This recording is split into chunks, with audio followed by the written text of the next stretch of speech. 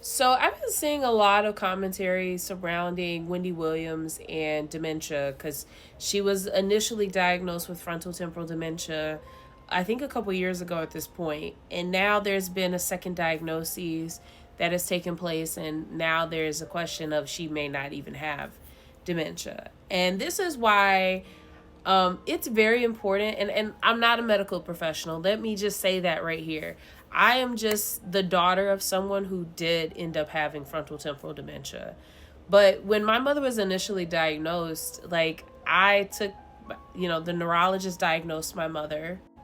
I ended up taking her to another hospital for them to run more tests on her. And then she got a chance to actually see a neurologist. And all of those professionals that looked at my mother came to the conclusion that she did, in fact, have dementia.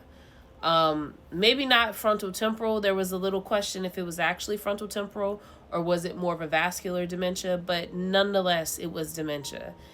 The issue with like my mother's case, for example, was my mother was so young. My mother was 57 when she was diagnosed.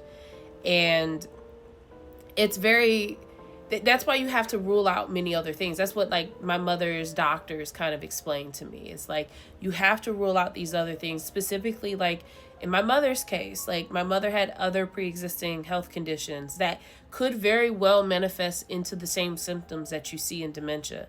And so this is why I say, like, if you have a loved one or someone in your life gets diagnosed with something like a dementia, it's important to take them to get additional opinions, because then you're able to kind of see the full picture. And also, like, with dementia in general, there's going to be CAT scans and MRIs. And the thing about dementia is they will see the atrophy of the mind on like an MRI. And that's how they're able to come to a full conclusion of what it was. Like when my mother was initially diagnosed with dementia, there was an MRI that was done and there was atrophy that they saw on that MRI. And so that's how they felt comfortable in giving me that diagnosis. I don't know anything about Wendy Williams' situation, but yeah. Thanks for coming to my TED Talk. That's some of the experience I have.